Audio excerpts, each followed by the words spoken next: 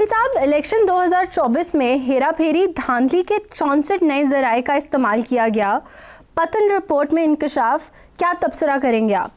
देखिए, हमारे माशरे में आर्ट ऑफ थिंकिंग का तो तसव्वुर ही नहीं है।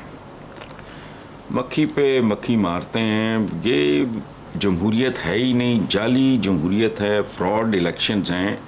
और ये बात मेरा ख्याल 37 साल हो गए कॉलमों में लिख लिख के पागल हो गया हूँ। पतन की रिपोर्ट जो है होशरुबा है, लेकिन उसमें नई बात कोई नहीं है, कोई इंकशाफ नहीं है।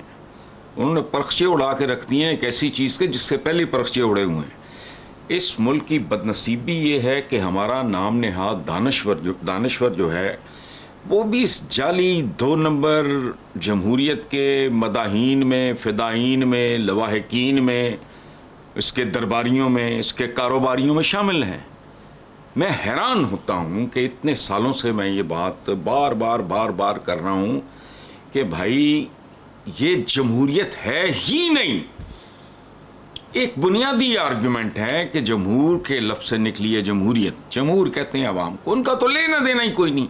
एक ख़ास तरह के अपॉर्चुनिस्ट्स होते हैं, फॉर्चून हंटर्स होते हैं, जिनके लिए ये जमहूरियत नहीं है। पाकिस्तान में सबसे बड़ी सनत है, सबसे बड़ी तिजारत है, वोटों का कारोबार। अच्छा, इनके बड़े बेनिफिशरीज वो हैं जिनकी औलादें और जायदादें और अकाउंट्स जो हैं असली वो बाहर हैं। अच्छा, बाकी फिर रह जाते हैं कोई दरमियाने दर्जे के और निचले दर्जे के छोटे मोटे बेनिफिशरीज। किसी को प्लॉट मिल गया, किसी को उसकी हैसियत के मुताबिक को ठेका मिल गया, किसी को किसी प्रोग्राम का स्लॉट मिल गया, किसी को किसी इदारे की चेयरमैनशिप मिल गई और साथ एक ब्लैंक चेक मिल गया कि जो खा सकते हो हराम वो खाओ। सो ये जमहूरियत है ही नहीं। पतन ने कोई इंकशाफ नहीं किया। मेरे आप 35 साल पुराने कॉलम इतने मजमूए मेरे उठा के देख लो। मैंने कभी इस जमहूरियत को इस काबिल नहीं समझा कि मैं इसके लिए ये लफ्ज़ इस्तेमाल करूं। ये बहुत बड़ा फरेब है, शराब है, धोखा है, इल्यूजन है जो नस्लें खा गया हमारी। आगे बढ़ते हैं। पीटीआई का 8 फरवरी को यौम स्याह मनाने का ऐलान पर आप क्या कहेंगे? मैंने क्या कहना है यार, ये पतन वालों ने तो सब कुछ ही कह दिया। यौम स्याह नहीं, ये इसको कालक डे, रूह स्याही डे, बेहया डे, फ्रॉड डे, धांधली डे, हेरा फेरी डे, ठप्पा डे, जाली जमहूरी डे, जाली मैंडेट डे, इस तरह के को डेज मनाओ। ये बाकी वोटरों के खिलाफ जंग के उन्वान से रिपोर्ट का पहला हिस्सा, उन्वान देखो, जारी किया गया है।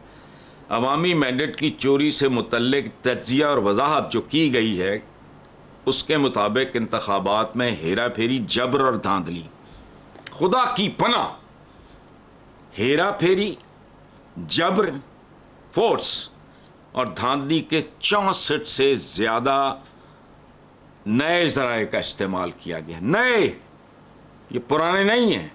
अच्छा, इंतखाबात से पहले और पोलिंग के दिन के ज़राए और वोटों में धांधली का मकसद मस्बत नताइज, मुल्क मनफी, नताइज मस्बत, अरबाब इख्तियार और ममलकत के सारे वसाइल चोरी शुदा अवाम के मैंडेट को बचाने में मसरूफ़ हैं। This what our country is. PECA का नफाज, 26वीं आईनी तरमीम वगैरह। आम इंतखाबात में बेमिसाल धांधली के बाद आइन के ढांचे और रूह को मस करने की, हालांकि ना उसका ढांचा बाकी, वो भी खा गए हम, उसकी रूह भी नहीं है। अदलिया को महकूम, ये जो अवाम, मीडिया, आज़ाद साफ़ियों, सोशल मीडिया वगैरह कारकुनों को दबाने के इक़दाम हुए। ये हमारी अगर डेमोक्रेसी है तो यार मैं तो इससे पनाह मांगता हूँ। और एक बात और मैं आपको बताऊँ, पूरी दुनिया में भी अब डेमोक्रेसी के ख़िलाफ़ वेव चल रही है। ये कहाँ जाके ठुकती है, आई कैन नॉट प्रेडिक्ट।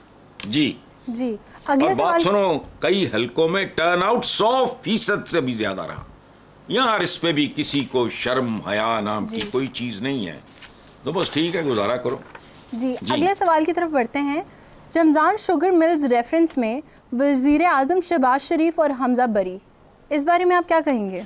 कुछ भी नहीं कहूँगा। रमज़ान शरीफ शुगर, ये रमज़ान शरीफ हैं, ये इनके दादा का नाम था, निकनेम भी था उनका एक उधर जाती उम्र में। बहरहाल रमज़ान शरीफ शुगर मिल्स फैसला ने मेरा और इस कौम का सर फ़ख्र से बुलंद कर दिया है। कौम को मुबारक हो, अवाम को मुबारक हो, अदलिया और इंसाफ को मुबारक हो सबसे ज़्यादा। लेकिन अल्लाह वो दिन भी दिखाए जब ये कौम भी बाइज्जत बरी हो जाए। ये कौम बगैर किसी जुर्म के, जुर्म हुआ है लेकिन वो इनके बुजुर्गों से हुआ, ये कौम बगैर किसी जुर्म के मुजरमों वाला सलूक बर्दाश्त कर रही है। अल्लाह करे कभी उससे भी बरी हो जाए। और ये एक्सपेक्टेड था, ये भी एक्सपेक्टेड था। पाकिस्तान में मोर और लेस एवरीथिंग इज प्रेडिक्टेबल। जी आगे बढ़ते हैं। साबिक वज़ीर आज़म नवाज शरीफ ने कहा है कि पस्ती का सफ़र रुक गया है, क्या कहेंगे? टू गुड टू बिलीव है, किधर रुक गया है। लेकिन चलो, चूँकि साबिक वज़ीर आज़म है, बड़ा हरदिल अजीज़ है, वो कि देखो देखो कौन आया, शेर आया, शेर। अच्छा सुन लेते हैं, मान भी लेते हैं, लेकिन ये कहना ज़्यादा मुनासिब होगा कि ढलान पे जो तेज़ रफ्तारी से गाड़ी जा रही थी, ढलान पे, वो न्यूट्रल हो गई है, और अगर ऊपर चढ़ाई शुरू हो गई तो फिर क्या होगा। बहरहाल इसके लिए इंतज़ार करो, दुनिया कुछ और कह रही है। ये नवाज शरीफ को नज़र आया होगा, चलो इत्तफाक कर लेते हैं, लेकिन पता लग जाएगा, और 4-6 महीने साल की बात है। ठीक है जी, अगले टॉपिक की तरफ चलते हैं। पीटीआई केपी के सदर जुनैद अकबर खान ने कहा है, सियासी कारकुन हूँ, नौकर नहीं। इमरान खान ने भी बात ना मानी तो सदारत छोड़ दूंगा। ये काबिल एहतराम आदमी है, मैं नहीं उसको जानता, मैं कभी नहीं मिला, लेकिन बहुत काबिल एहतराम, मेरे दिल में इज्जत बड़ी है उसकी। चूँकि देखो बात सुनो, ये नवाज शरीफ एंड कंपनी ने पाकिस्तान में एक इदारा था, वो पॉलिटिकल वर्कर जो होता था, तहरीक पाकिस्तान जिसकी पैदावार है, कायद आज़म मोहम्मद अली जिन्ना ने सिर्फ उसकी क़यादत की है। बहुत कुछ लुटाया जिन्होंने, उन्होंने ये मुल्क दिया है, वो इसको लीड कर रहे थे।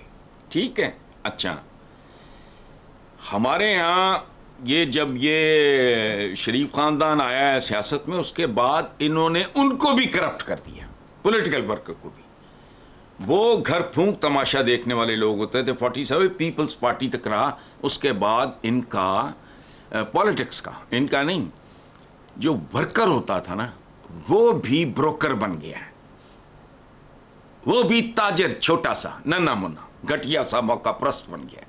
अब पॉलिटिकल वर्कर नाम की चीज़ नायाब है इस मुल्क में। तो जुनैद अकबर खान ने जो बात की है, सुभान अल्लाह, hats off to him. Otherwise ये उचक्कों, खुद गर्जों, सफाकों, लालचियों, पैसे के भूखों पर मुश्तमिल एक कम्युनिटी होती है जिसे हम पॉलिटिकल वर्कर कहते हैं, वारदाती होते हैं। जुनैद अकबर जैसे वर्कर्स तो खुशनसीब लीडरों को मिलते हैं। यहाँ है बुनियादी तौर पे खुशामद, चापलूसी, चमचागिरी, इज्जत नफ्स नाम की कोई चीज़ बाकी नहीं है। जूते सीधे करने वाले, प्रैक्टिकली कह रहा हूँ, ये इत्तफाक मस्जिद में लोगों ने ये मंजर देखा है। इनके जो वालिद थे वो मस्जिद में जाया करते थे तो जूते यूं होते थे और लोग इंतज़ार में खड़े होते थे, जब वो बाहर आएंगे तो जूते यूं सीधे करेंगे। ये तो लोग हैं। और जुनैद अकबर जैसे लोग अब पॉलिटिकल पार्टीज़ में नहीं होते, ये बट्टे शट्टे होते हैं और बात भी वो करते हैं जो लीडर सुनना चाहे। अच्छा, और होना भी इसी तरह था। अगर पार्टीज़ के सरबराह कमीशन किकबैक हैं, मिस्टर कमीशन तो मिस्टर किकबैक, तो वर्कर अपनी जगह छोटा मोटा कमीशन खोर और हराम खोर है। इस तरह का पॉलिटिकल वर्कर हो।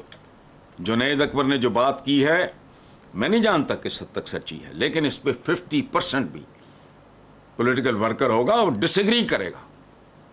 और एक बात आप याद रखना, भुट्टो साहब जलसे में ना घंटों चुप यूं मीटिंग्स में बैठे रहते थे, चुप, ताकि वर्कर अपने दिल की भड़ास निकाले।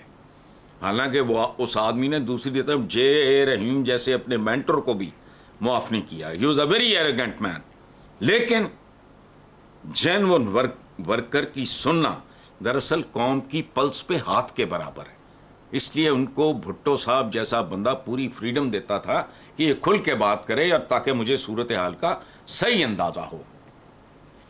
बहुत अच्छी बात की है। इसी तरह का पॉलिटिकल वर्कर हो, लेकिन वो उन्होंने ख़त्म कर दिया और दोबारा पैदा नहीं होगा। और इसको ख़त्म करने का वाहिद क्रेडिट नून लीग को जाता है, वरना भुट्टो तक तहरीक पाकिस्तान से लेके भुट्टो तक बड़ा जानसार वर्कर होता था। ये शेख मुजीबुर रहमान, जिसका वो हाल बहुत मंदा है, बेटी भाग गई है मुल्क से, वो बेचारा भूखा प्यासा साइकिलों पे पाकिस्तान की तहरीक के लिए काम किया करता था। साइकिलों पे बैठ के जाते थे लोग इधर उधर उस ज़माने में। लेकिन अब तो ये जेन्युइन पॉलिटिकल वर्कर भी ये खा चुके हैं, उनको भी इन्होंने कारोबारी दुकानदार बना दिया।